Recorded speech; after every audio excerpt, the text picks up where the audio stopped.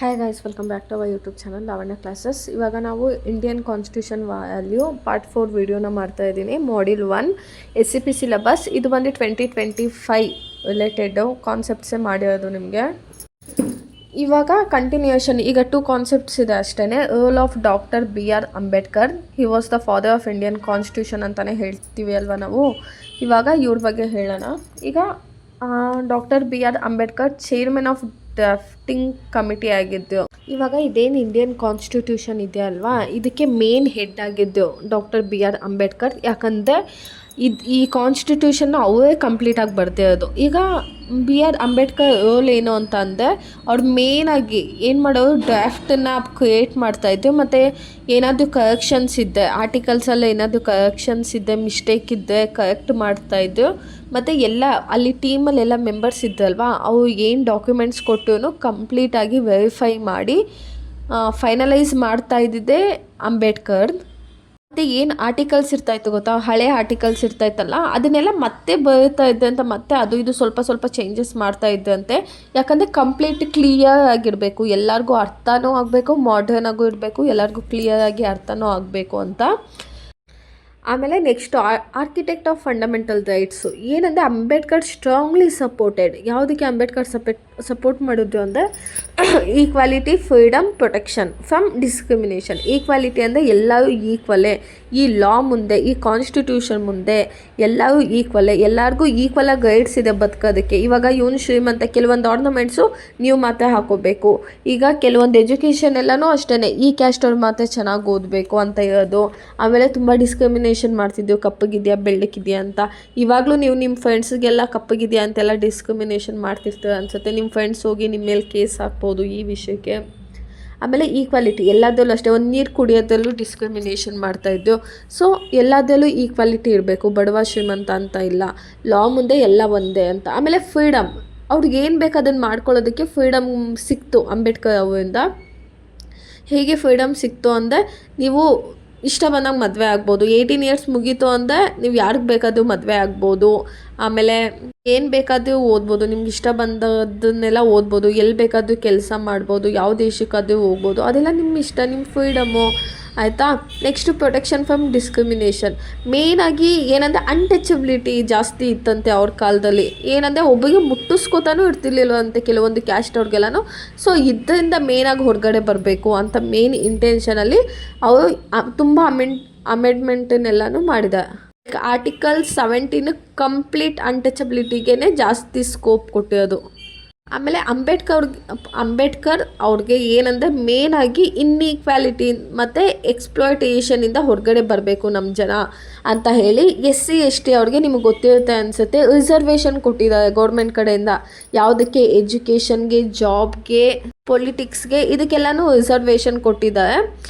ಮತ್ತು ನೀವು ನೋಡಿರ್ತಾರೆ ಅನಿಸುತ್ತೆ, ಲೋನು ಅಷ್ಟೇ ಕೆಲವೊಂದು ಸತಿ SC ST ಅವ್ರಿಗೆ ಸ್ಪೆಷಲಾಗಿ ಕೊಟ್ಟಿರ್ತಾರೆ. ಕೆಲವೊಂದು ಸ್ಕೀಮ್ಸ್ ಇರುತ್ತೆ, ಮತ್ತು ಕೆಲವೊಂದು ಎಕ್ಸಂಪ್ಷನ್ ಇರುತ್ತೆ, ಫೀಸ್ ಎಲ್ಲ ಕಮ್ಮಿ ಇರುತ್ತೆ. ಅಂದರೆ ಈ ಥರ ರಿಸರ್ವೇಷನ್ನ ಮಾಡಿಕೊಟ್ಟಿರೋದು. ನೆಕ್ಸ್ಟ್ ಬಂದು strong deferred of women's right. ಹೆಣ್ಮಕ್ಳಿಗೂ ಈಕ್ವಲ್ ಆಗಿ ರೈಟ್ಸ್ ಇದೆ. ನಾನು ನಿಮಗೆ ಹೇಳಿದ್ದೆ, ಏನಂದರೆ ಪ್ರೀವಿಯಸ್ ವೀಡಿಯೋನಲ್ಲಿ ಏನು ಹೇಳಿದೆ, ಹೆಣ್ಮಕ್ಳು ಗಂಡು ಮಕ್ಕಳು ಇಬ್ಬರು ಕೆಲಸ ಮಾಡ್ತಾರೆ. ಗಂಡು ಮಕ್ಳಿಗೆ 1000 ರೂಪಾಯಿ ಕೊಡೋದು, ಈ ಹೆಣ್ಮಕ್ಳಿಗೆ 200 ರೂಪೀಸ್ ಕೊಡೋದು. ಇದು ಯಾವ ಸೀಮೆ ನ್ಯಾಯ? ಇಬ್ಬರು ಸೇಮ್ ಕೆಲಸನೇ ತಾನೇ ಮಾಡ್ತಾಯಿದ್ದು, ಇಬ್ಬರು ಕ್ವಾಲಿಫಿಕೇಷನು ಸೇಮ್ ಇದ್ದಾಗ ಸಂಬಳ ಯಾಕೆ ಕಮ್ಮಿ ಕೊಡಬೇಕು ಅಂತ ಹೇಳಿ ಇಬ್ಬರಿಗೂ ಈಕ್ವಲ್ ಆಗಿ ಪೇ ಆಗಬೇಕು. ಮತ್ತು ಹೆಣ್ಮಕ್ಳಿಗೂ ಒಂದು ಪ್ರಾಪರ್ಟಿ ತೊಗೊಳ್ಳೋ ಅಂಥ ರೈಟ್ಸ್ ಇದೆ.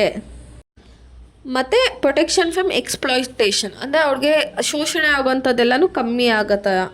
ಯಾವುದೇ ರೀತಿ ಶೋಷಣೆ ಆಗಬಾರ್ದು. ನೀವು ನೋಡಿರ್ತೀರ ಅನಿಸುತ್ತೆ, ಗಂಡ ಸತಿ ತಕ್ಷಣ ಹೆಂಡತಿನೂ ಹೋಗಿ ಸತ್ತೋಗ್ಬಿಡ್ಬೇಕು, ಈ ಥರದ್ದೆಲ್ಲನೂ ಚೇಂಜ್ ಆಯಿತು. ಅಂದರೆ ಹೆಣ್ಮಕ್ಳು ವಿಷಯದಲ್ಲಿ ಯಾವ ತಲೆ ಹಾಕೋ ಹಾಗಿಲ್ಲ. ಆಮೇಲೆ vision of democratic and modern India ಏನು ಪ್ಲ್ಯಾನ್ ಮಾಡಿದ್ರು ಅಂದರೆ, ನಾನು ನಿಮ್ಗೆ ಆವಾಗಲೇ ಹೇಳಿದೆ, ಏನಂದರೆ ಈಗ ಅಡಲ್ಟ್ಸ್ 18 ಇಯರ್ಸ್ ಕಂಪ್ಲೀಟ್ ಆಗಿದ ತಕ್ಷಣ ಅವ್ರಿಗೆ ವೋಟಿಂಗ್ ರೈಟ್ಸ್ ಕೊಡಬೇಕು ಅಂತ ಸ್ಟ್ರಾಂಗಾಗಿ ರೆಕಮೆಂಡ್ ಮಾಡಿದ್ದೆ ಅಂಬೇಡ್ಕರ್ ಅವರು. ಯಾಕಂದರೆ 18 ಇಯರ್ಸ್ ಕಂಪ್ಲೀಟ್ ಆಗಿದೆ. ಇವಾಗ ನೀವು ನೋಡಿರ್ತೀರ ಅನಿಸುತ್ತೆ, 18 ಇಯರ್ಸ್ ಆದಮೇಲೆ ಆರ್ಮಿಗೆಲ್ಲ ಹೋಗ್ಬೋದು. ಸೊ ಅದಕ್ಕೇ ಆರ್ಮಿಗೆ ಹೋಗುವಂಥವ್ರು ವೋಟ್ ಮಾಡೋದಕ್ಕಾಗಲ್ವಾ ಅಂತ ಹೇಳಿಬಿಟ್ಟು ಅದು ಸ್ಟ್ರಾಂಗ್ಲಿ ರೆಕಮೆಂಡ್ ಮಾಡಿದ್ದೇನೆ ಅಂಬೇಡ್ಕರ್ ಅವರು. ನೆಕ್ಸ್ಟು ಗೈಡಿಂಗ್ ಡಿಬೇಟ್ಸ್ ಇನ್ ಅಸೆಂಬ್ಲಿ. ಇವು ಏನಂತೆ ಗೊತ್ತಾ, ಅಂಬೇಡ್ಕರ್ ಅವರು 1000 ಕ್ವಶನ್ಸ್ ಕೇಳಿದ್ರಂತೆ ಅಲ್ಲಿನ ಮೆಂಬರ್ಸ್. ತುಂಬ ಡೌಟ್ಸು, ಇವು ಏನಿದು ಅಮೆಂಡ್ಮೆಂಟ್ ಮಾಡಿದಾರಲ್ಲ ಅದ್ರ ಬಗ್ಗೆ 1000 ಕ್ರಾಸ್ ಕ್ವಶನ್ ಕೇಳಿ, ಡೌಟ್ಸ್ ಕೇಳಿ, ಏನು ಕೇಳಿದ್ರು ಅವರು ಕ್ಲಿಯರ್ ಆಗಿ ಲಾಜಿಕಲ್ ಆಗಿ ಆನ್ಸರ್ ಮಾಡಿದ್ರಂತೆ ಅಂಬೇಡ್ಕರ್. ಅಂದರೆ ಈ ಅಮೆಂಡ್ಮೆಂಟ್ಗಳು ನಮಗೆ ಬೇಕೇ ಬೇಕು, ಇದು ಚೇಂಜಸ್ ಆಗಲೇಬೇಕು, ನಾವೇನಾದರೂ ಚೇಂಜ್ ಮಾಡಲೇಬೇಕು ಅಂತ ಇಷ್ಟು ಅಮೆಂಡ್ಮೆಂಟು, ಕರೆಕ್ಷನ್ಸು, ಇದನ್ನೆಲ್ಲನೂ ಏನೇ ಕ್ವಶನ್ ಕೇಳಿದ್ರು ಕ್ಲಿಯರ್ ಆಗಿ, ಏನೇನೋ ತಲೆಬುಡ ಇಲ್ಲದೆ ಎಲ್ಲ ಆನ್ಸರ್ ಮಾಡ್ತಾರಲ್ಲ ಹಾಗಲ್ಲ, ಲಾಜಿಕಲ್ ಆಗಿ ಆನ್ಸರ್ ಮಾಡಿದಂತೆ. ಸೊ ಇದಿಷ್ಟು role of doctor BR Ambedkar.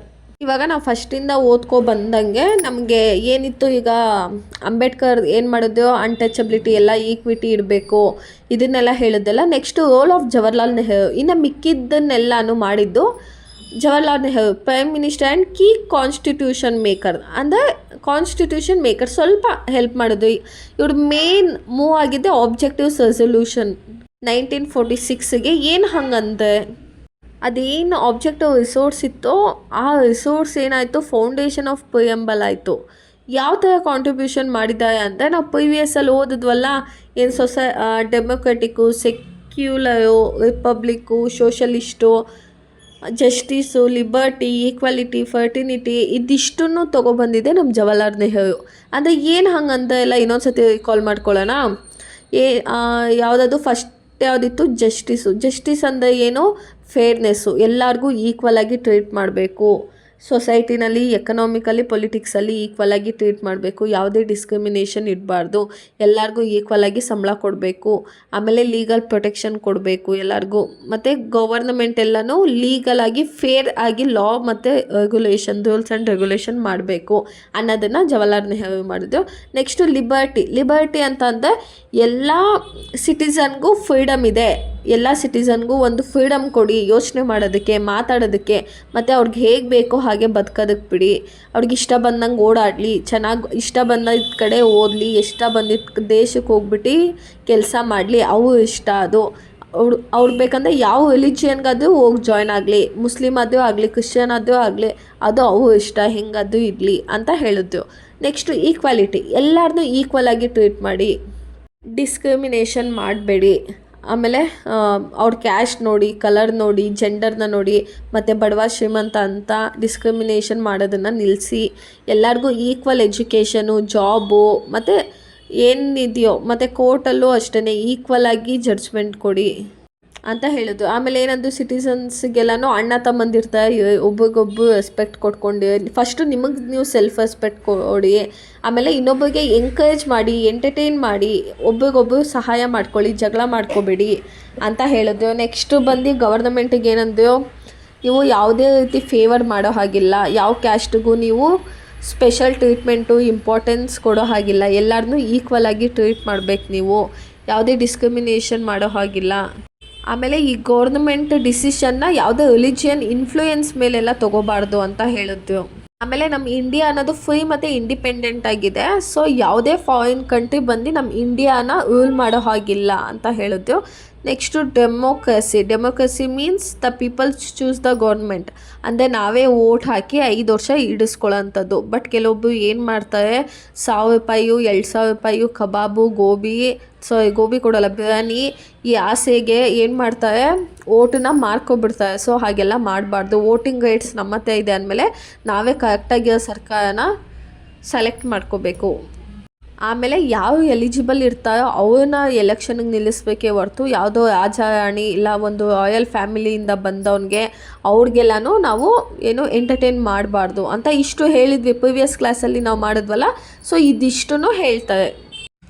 Next ಏನಂದರೆ ಗೈಡಿಂಗ್ ಪೊಲಿಟಿಕಲ್ ವಿಷನ್. ಯಾವ ಥರ ಗೈಡ್ ಮಾಡೋದು ಅಂದರೆ, India chosen parliamentary democracy because of his strong support. ಅಂದರೆ ಅಷ್ಟು ಸ್ಟ್ರಾಂಗ್ ಸಪೋರ್ಟ್ ಕೊಟ್ಟಂತ ಜವಾಹರ್ಲಾಲ್ ನೆಹರು ಅವ್ರು ಬಂದ್ಬಿಟ್ಟು, Nehru gave the board direction and philosophy of constitution.